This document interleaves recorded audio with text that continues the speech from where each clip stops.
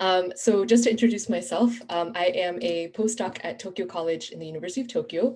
And as an early career researcher, I do research on human-computer interaction and how we might design technology to better support gender equity in remote work. And right now, I'm working on a tool to make it easier to leave Zoom calls and support a better work-life balance. So if you're interested in that, maybe check out some of my my Twitter as well, and I'll be talking more about that eventually. So we'd also love to get to know you as an audience. I know Zoom is kind of a hard way to understand who's in the audience. So if you go to this link in the chat room, please feel free to write down a little bit about where you're from and what you're hoping to learn today. It will really help us to better understand who you are. So I also just want to say for the audience, we'll be having a few questions with Osawa Sensei, and then at the end we'll have 10 minutes for some further discussion and Q&A. So I would encourage you to please use the Q&A feature in Zoom at the bottom and submit your questions in the Q&A. And we probably won't be able to get to all the questions. So I hope you continue engaging with us on Twitter and continue to ask some of your questions there. So enough about me. I would like to introduce our guest speaker today. So Machiko Osawa Sensei graduated from the Faculty of Letters at Seikei University, and she earned her PhD in economics from Southern Illinois University. Previously, she was a Hewlett Fellow at the University of Chicago, and she also held associate professorships at the University of Michigan and at Asia University. Her specialization is in labor economics. We invited Osawa Sensei here today because she served on numerous government committees. I'll just name a few, including the Special Research Committee for Work and Life Balance, the Statistics Council, the Industrial Structure Committee, the Professions Stability Subcommittee, and the Board of Advisors for Economic and Financial Affairs. These are all part of different ministries in Japan. She's also written numerous books on economic change, work-life balance in Japan, and women and careers in Japan. She's a pleasure to talk to. I met her a few weeks ago and we had a conversation about women and careers in Japan. And so with great honor and pleasure, I'd like to invite Osawa Sensei. Can you please introduce yourself in your own words and maybe tell us one thing that you're currently working on in your role as a professor at Japan Women's University? Thank you for a nice introduction. And my name is Machiko Osawa. And as Yurika introduces me, I started to study Japanese literature and switched to economics. And I went to the States and I lived in the States for 12 years.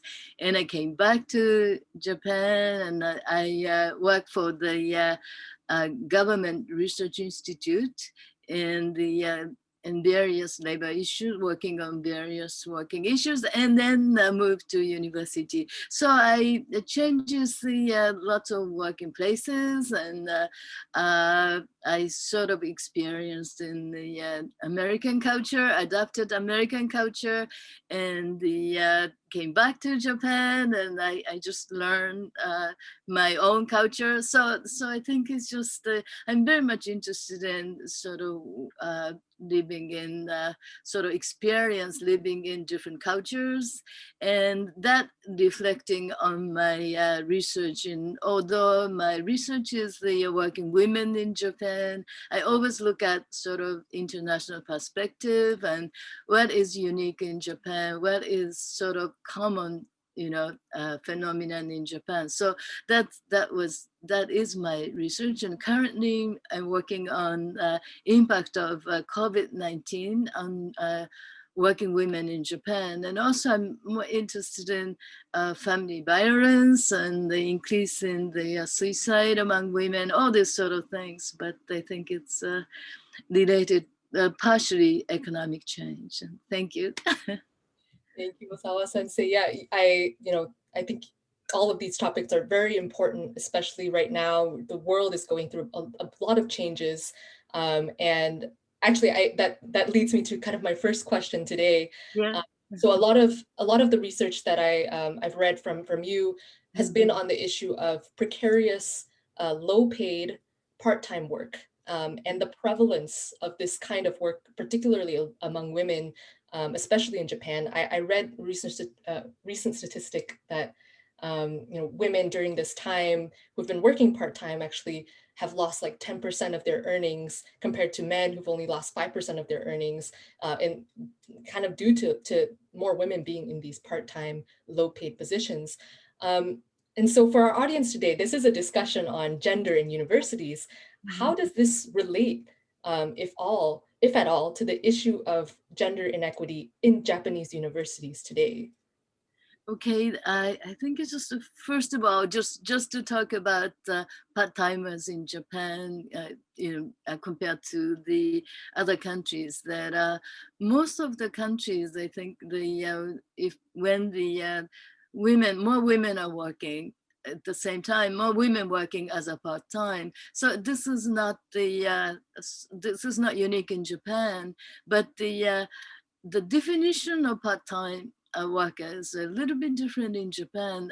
Most of the countries, if you work either the 30 hours a week or less than 30 hours a week or 35 hours a week, you are defined automatically part-time workers. But in Japan, 30% of part-time workers are working more than 35 hours. So then the question is why they're working full-time, and then they so-called the part-time.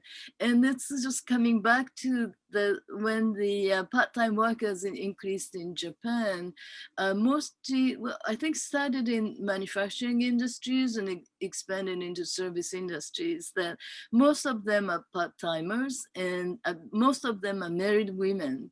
So they prefer to work less and they don't want to work overtime, and they were mostly married women. So the pay was very sort of low, the minimum sort of equal to minimum wage, and but they did not mind because the work was very simple, and so this is okay that I need supplemental income for the household.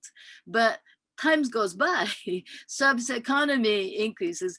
Even nowadays, in among the university graduate women work as a part-time, and they were highly skilled, work long hours, but once you're hired as a part-timers, your pay is quite low, equal to minimum wage, and then there's no the security, job security. So that's the working conditions remain to be low, but the work they do is highly skilled. So there's a gap between the two. So I was very much interested in this issue. Because of this, that employer prefer to hire more non-regular workers, part-timers, temporary agency worker, and the workers doesn't get paid much. Economy doesn't grow, so it's not really good strategy to maintaining this sort of precarious workers as a sort of remain to be the precarious worker. And I think they need to have a strong, positive labor policy, move from a precarious position to the a secure full-time position. So labor mobility between non-regular, regular position is crucial, but has not been done so much. So and then the COVID-19 happens, and the part-timers were dismissed, and the even full-time workers, that the women are taking childcare leave, and then when she wants to come back and says, sorry, that the COVID-19 hit our company and I cannot give you a job anymore, something like that. And then disproportionately impact on negative impact on women's workers due to COVID-19 is the sort of the interest why it is so, and it is unfair, and we have to change the labor policies and something like that. Yeah, no, I think what I'm hearing is that you're I guess the observation is that women are, in higher education, and yet, they're training for these very skilled jobs, but are still going into these part-time jobs that are I guess lower skilled, and there's not really a way to transition into more full-time and more, I guess, secure kinds of work, is what you're saying. Yeah, so I want to be mindful of the time. So I'm trying to think of where to take the conversation next. I guess briefly, could you tell us, so 30 years ago, you've written this, research on the changing role of education and work in Japan. And you found that, a lot of women back then faced widespread discrimination just once they started their careers. Could you just briefly tell us a little bit, how are things like right now, 30 years later, that you find in universities or for women who are in universities?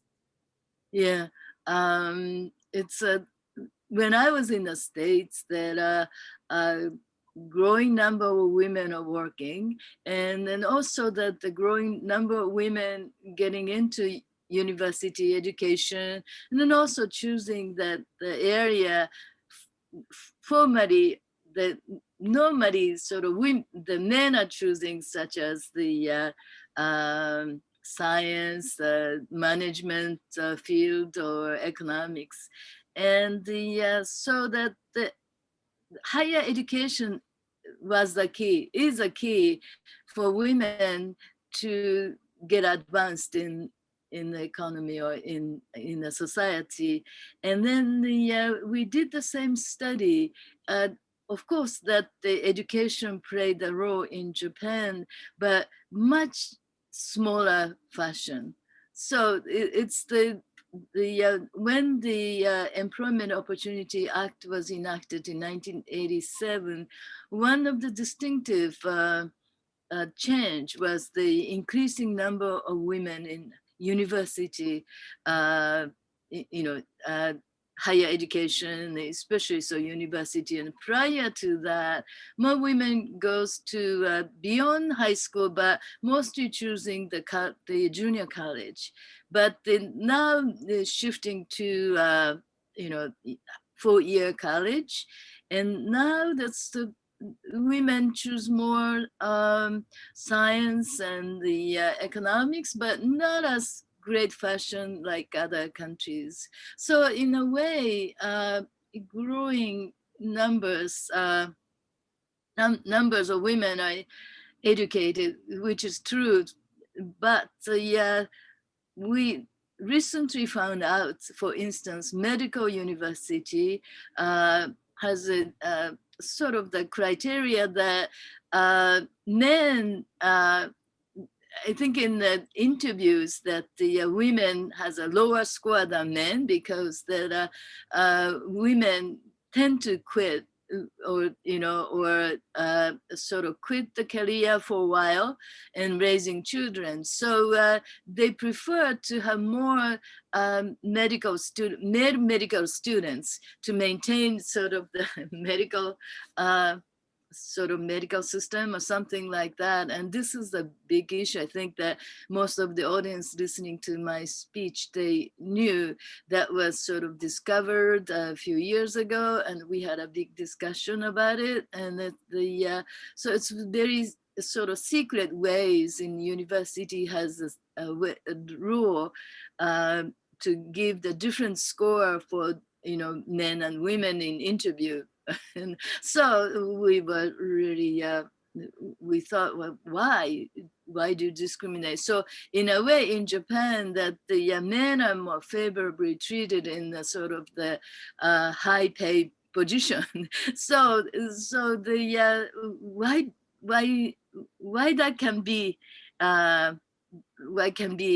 forgiven, so this sort of things. And then also when you're hired, you have to choose the sort of future career course. Either you will be the managerial course, or you will be sort of the more professional course, or a clerical course. And then back in 1987, there was a two sort of the how to say, two courses, that either the sort of the managerial course or that clerical. So the clerical work, career development is very, very limited, and you get paid less, and then so that you don't feel like you want to continue to work, and because there's no chance for you to develop the career.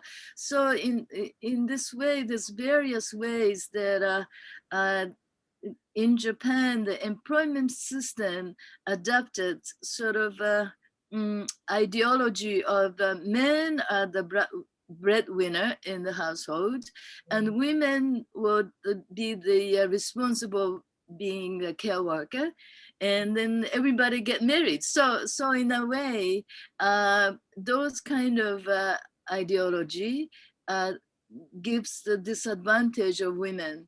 And then women are fighting, Japanese women are fighting 30 years to get special treatment, and due to the labor shortages, and situation is getting a little bit improved, but most of the women, it's very difficult for women to have a family and also have a career, because the long working hours, and the you have to commit a lot, compared to other countries. Most of women choose family over career. So in a way, many people discuss that in Japan still that the women has to choose either, career or family. As a result, fertility decline continues. So this is a story. And then then the COVID-19 started, and we found out really sort of the deeper discriminatory practice, against women. So this is what it is now. Right. And I see, there's a lot of themes around, like, even though a lot of your research is focused on careers, but careers are so tied to university and education as well. And it's really interesting to see how, our plans after university, having a family, all of those things affect even, who can enter university. So it's really interesting to see some of those dynamics. So at this point, I just want to encourage the audience to continue to use the Q&A feature. I haven't seen any questions yet, so I'm going to continue on. We have about 10 more minutes. I did want to ask you a little bit. So you've done a lot of work with government committees. What has been the hardest challenge for you translating your research to your collaborations with these government institutions in Japan, and what makes you say that? Yeah, I think you can say many things, like freely discussing things, but still that translation from your opinion to the policy is sort of unclear. So that's the still that it's difficult to change the policy, that even though you are in the discussion group and you can say it, but at the end of it, your opinion are not necessarily sort of be heard.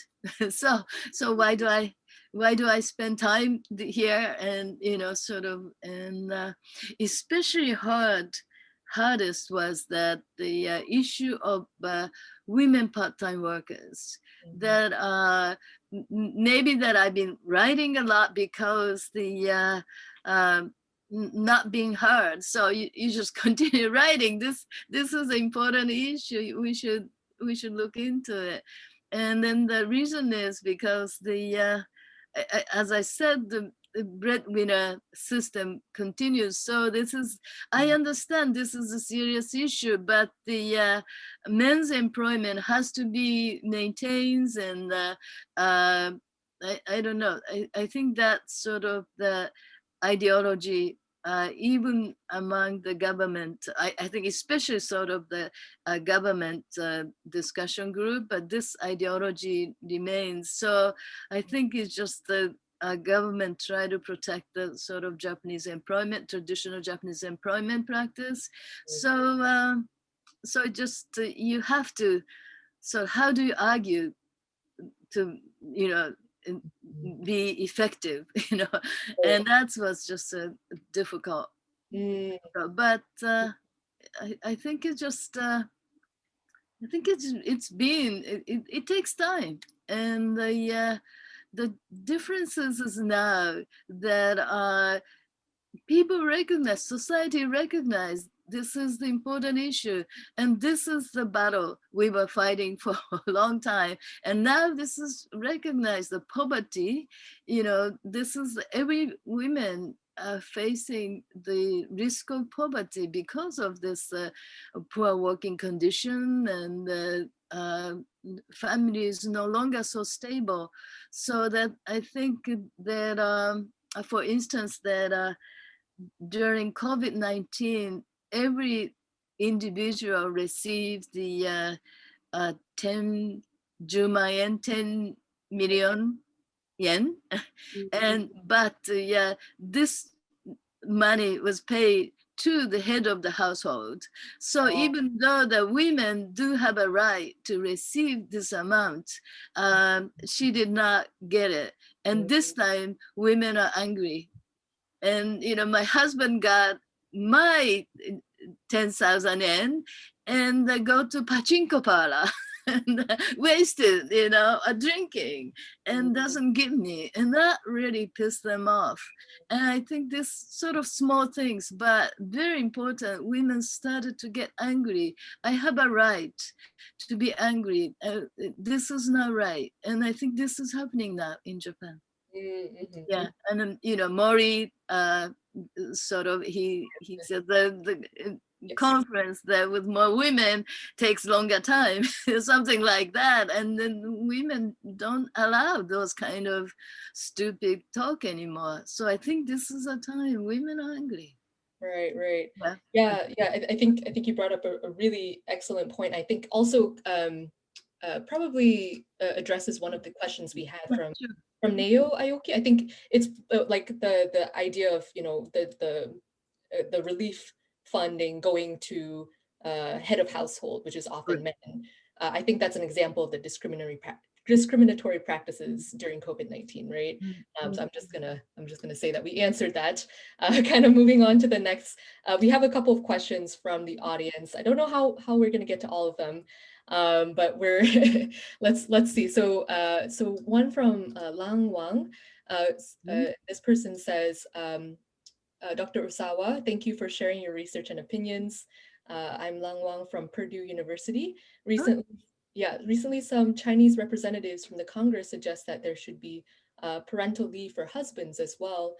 What is your take on this? And in Japan, is there parental leave for husbands? I thought that might be an interesting one to address. Do you have any thoughts on that? Yes, yeah, I think it's a very important issue, and I think Japanese government is working really hard on it. And the in terms of the registrations that husband can take childcare leave, and quite lenient policy, so you get most of the income without working, raising children. The income replacement rate is one of most generous one.